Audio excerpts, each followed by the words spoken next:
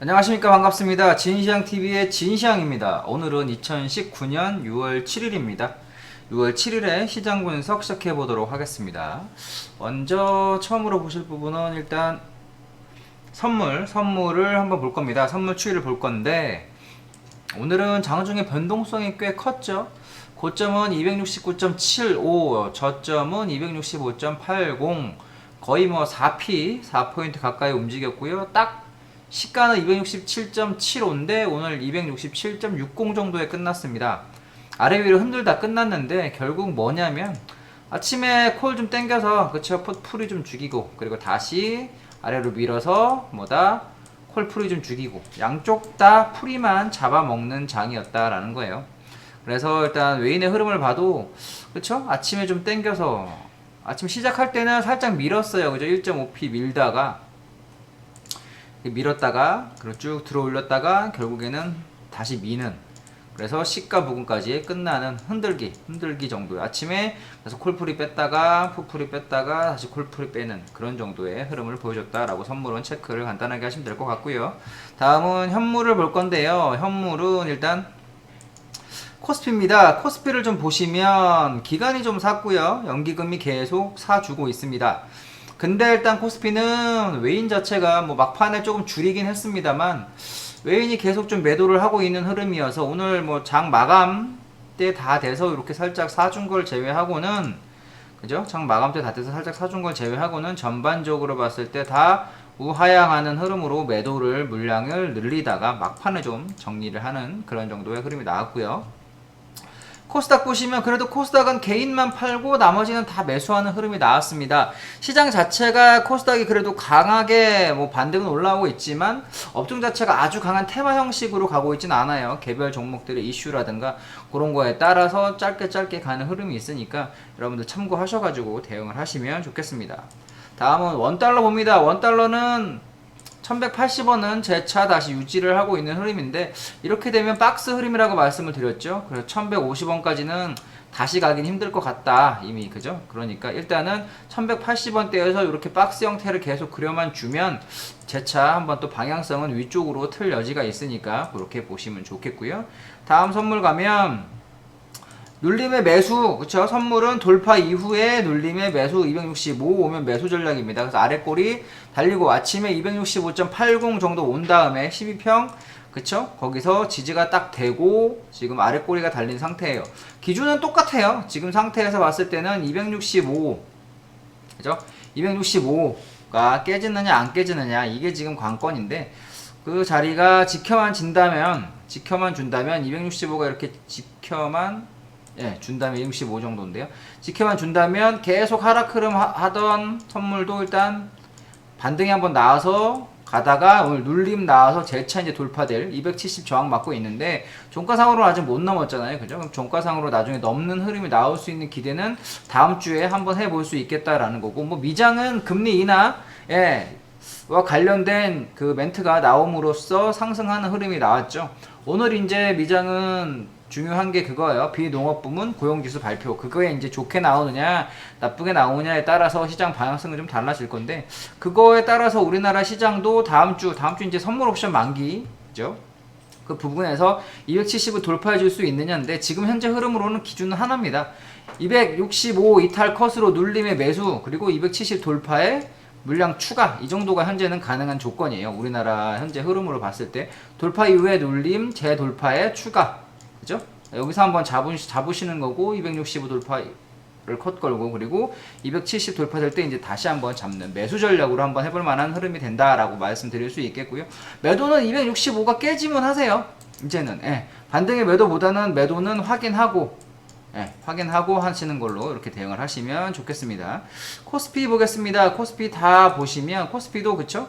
상승 이후에 하락 2050을 강하게 돌파한 이후에 눌림 아래 꼬리 달리고 돌파하려고 하고 있고요. 2100까지도 한번 기대해 볼 수 있을 만한 조건이 되고 있다. 일단은 눌림에 현재는 매수, 단기적으로는 눌림의 매수 대응이 가능한 조건이다라고 생각하시면 될 것 같습니다.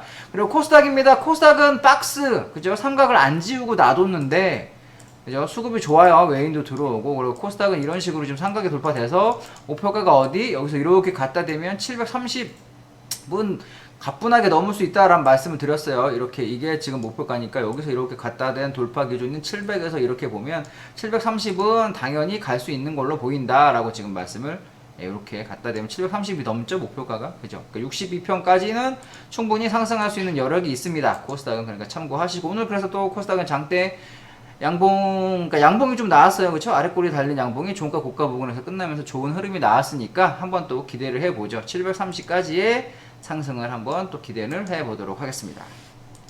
오늘 종목 보시면 뭐 삼성전자 한번 볼 건데요. 삼성전자 보시면 오늘 외인, 기관 뭐 다 샀습니다. 삼성전자 기준은 이미 지난주에 삼각이 돌파됐기 때문에 지난주가 아니라 어저께 쉬었죠. 어저께는 현충일로 쉬었는데 지난 월요일, 화요일, 뭐 수요일 해서 다 돌파가 됐어요. 6월 초부터 시작해서 그죠. 43,000원 돌파 시에 추가, 그리고 44,000원 돌파에 추가 다 되고 있는 상황인데, 다만 62평이라든가 45,000원 언저리에 저항대가 있기 때문에 조금 걸릴 수는 있다. 근데 오늘 또 외인 기관의 수급이 계속 들어오고 있는 상황이기 때문에 삼성전자는 상승의 흐름이 좋다라는 거고요. 삼성전자가 상승이니까 전반적으로 시장도 당분간의 상승은 나올 여지가 좀 있어 보이긴 합니다. 일단 삼성전자는 삼각 기준으로 봤을 때도 48,000원 최소한 여기서 걸렸던 몇 번 걸렸던 그죠? 1월, 2월에 상승, 그리고 4월에 상승 때 걸렸던 47,000원 후반에서 48,000원까지는 한번 기대를 해볼 수 있는 조건이 되겠다라는 거고요. 포기 가격은 43,000원이 깨지면 포기하세요. 43,000원이 깨지지 않는 한 한번 삼성전자를 매집을 더 해보고 싶고 더 사시고 싶다라면 43,000원 기준으로 사시면 될 것 같습니다. 이 기준으로 이렇게 사시면 충분할 걸로 보이니까요. 그렇게 대응을 한번 해보시면 좋겠습니다. SK 하이닉스 가죠. SK 하이닉스입니다. 하이닉스는 재미가 없어요. 외인 팔고 기관 팔고. 왜냐하면 미중 무역 분쟁에 있어서 가장 타격을 많이 받고 있는 게 하이닉스이기 때문에 반사적 이익이 아니라 반사적 불이익을 받고 있죠. 그러니까 하이닉스를 하시는 것보다는 반사적 이익 가능성이 높은, 그리고 실질적으로 반사적 이익을 받고 있고 외인과 기관의 수급이 들어오고 있는 삼성전자 쪽으로 여러분들이 대응을 해보셨으면 좋겠다라는 겁니다. 셀트리온 한번 보겠습니다. 셀트리온 헬스케어 이제 코스닥 가면 코스닥 셀트리온 헬스케어는 기관이 꾸준히 사고 있음에도 불구하고 수급이 싹 해피하진 않다. 뭐다? 여기 박스 내려오면 사보자라고 했는데 막판에 좀 내려왔죠. 그럼 다음 주에도 사세요. 이 구간에 오면. 어차피 이 구간에 56,000원 이탈 컷으로 이 박스 구간에서 사는 건 상관없어요. 56,000원은 여기잖아요. 그죠? 56,000원 이탈 시 컷한다는 생각으로 이 박스 구간에서 사시고, 이 박스 안에 들어오면 이 박스 구간 제 차 들어오면 사시고, 컷은 56,000원 깨지면 한다라고 생각을 하십시오. 그렇게 대응을 하시면 좋을 것 같고요. 오늘 뭐 KMW라는 종목이 좀 시총 상위 종목들 중에서도 강한 흐름을 보여줬는데, 맞죠? 계속 잘 가고 있잖아요, 이 종목은. 여기서 여러분들이 무리하게 들어갈 필요는 없어요. 만원대에서 4만원대까지 해서 4배가 올라왔는데, 굳이 뭐 이걸 지금 이렇게 사시겠다, 무리가 좀 있어 보이는 흐름이고요. 꼭 사겠다라고 한다면 컷자리는 명확합니다. 여기 32,500원 정도가 깨지면 여기가 이제 박스 흐름이 될 가능성이 높아요. 만약 고점을 못 넘고, 지난번 고점인 43,300원을 못 넘고 만약에 여기 대책에 꺾인 흐름이 나오면 삼각이 이렇게 만들어지잖아요. 그죠? 삼각이 만들어지면서 변곡을 만들어지는데, 여기서 이 가격을 안 깨고 이게 돌파가 돼야 돼요. 근데 만약에 내일 아니고 월요일날 이게 넘어가서 돌파가 된다, 그러면 상관없는데, 월요일날 못 넘고 안으로 들어오는 봉이 나왔다 그러면 당분간 또 에너지 이렇게 응축하는 게 나올 겁니다. 그럼 요 기준 가격 여기가 안 깨지면 계속 들고 가셔도 되는 거예요. 그러니까 그 정도 매매하실 수 있다라고 보실 수 있겠고요. 다음은 해외 흐름 보겠습니다. 오늘 중국장은 휴장이었고요. 중국장은 휴장이어서 뭐 자기네들 마음대로 외인들이 할 수 있었던 흐름이고, 아침부터 보시면 지금 금리 인하 얘기가 나오고 나서부터 계속 상승을 하고 있죠. S&P 500도 그죠? 근데 일단은 어디까지 가능성이 있느냐? 2950에서 이 정도까지는, 2900에서 2950까지는 매수를 해보셔도 된다라는 얘기를 드렸어요. 매수가 아니라 매도 반등에. 일단은 마찬가지입니다. 여전히 뷰는 이게 2900에서 2850 구간에서는 매도를 한번 해보자라는 거예요. 빠질 때도 다 계단식으로 이렇게 빠지거든요. 흐름에서. 근데 실질적으로 금리 인하하는 게 썩 아주 좋은 흐름은 아니에요. 그죠? 이렇게 해서 살짝 시황이 겹치긴 하지만 지난번에 말씀드린 거에 따라 뭐하면 금리 인하한다는 얘기가 나와서 실질적으로 금리 인하를 다시 하기 전까지는 반등 가능성도 있다라는 얘기 드렸습니다. 왜냐하면 이게 희망이 금리 인하하면 세상이 바뀔 거야, 시장이 바뀔 거야 하다 보니까 좋게 이렇게 시장에 돈이 풀릴 거야 해서 좋은, 그러니까 뽕을 맞는 거다라고 생각하고 이렇게 가면 돼요. 근데 몰핀 주사를 실질적으로 몰핀 주사를 맞아도 효과가 별로 없다. 그러니까 금리 인하를 1차 실시한다라고 하면 그다음부터 뭐라 그랬죠? 현실 즉시 이게 별로였구나 하면 그때부터 다시 시장이 빠질 여지가 있는 거니까 금리 인하를 9월, 뭐 6월설, 9월설, 12월설이 있는데 9월까지 한다면 6, 7, 8도 약간의 반등은 나올 수 있습니다. 뭐 고점을 넘을지는 조금 더 지켜봐야 될 것 같은데 일단은 금리 인하가 1차 시작하게 되면 그게 방아쇠가 돼서 시작이 될 거예요. 지금은 카운트다운에 들어간 거고요. 금리 인하를 한다라는 얘기가 나왔다라는 건 카운트다운에 들어간 거고요. 이제 버블을 어디까지 키워서 빵 터트리느냐, 터트리는 건 금리 인하 1차 하게 되면 거기서부터 이제 터지는 건데 1차까지의 시간이 있죠. 지금부터.